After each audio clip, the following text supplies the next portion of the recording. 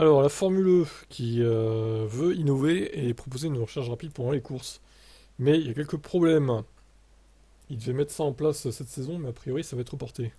Donc la puissance des bornes en hausse, nanana, on découvre des bornes pouvant atteindre les 600 kW de puissance, permettant à un VE de faire 10 à 80% en moins de 10 minutes. Mais le monde de la compétition fait office de laboratoire. C'est d'autant plus le cas depuis l'avènement de la Formule E.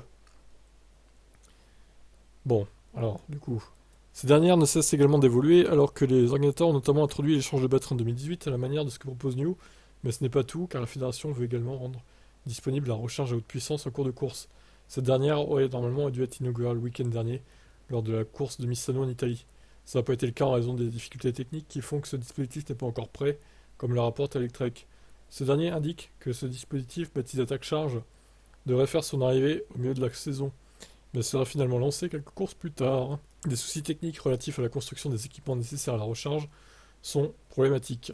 Ces derniers devront être en mesure de délivrer une très grande puissance affichée à 600 kW, soit l'équivalent des bornes développées par l'entreprise Huawei. Cette dernière permettra alors de recharger une batterie à hauteur de 4 kWh en seulement 30 secondes.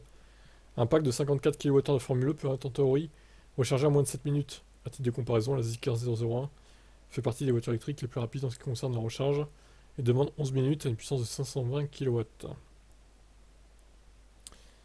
Bon, après, il parle de l'attaque mode, mais ça n'a rien à voir. Bon, bah écoutez, affaire à suivre.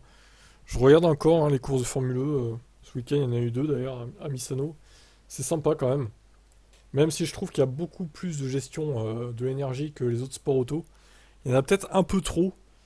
C'est un peu de l'endurance électrique en fait, la Formule E, hein. Sur 45 minutes quoi. C'est un peu particulier comme concept, mais bon. Ça se regarde, c'est divertissant quoi. Allez, ciao.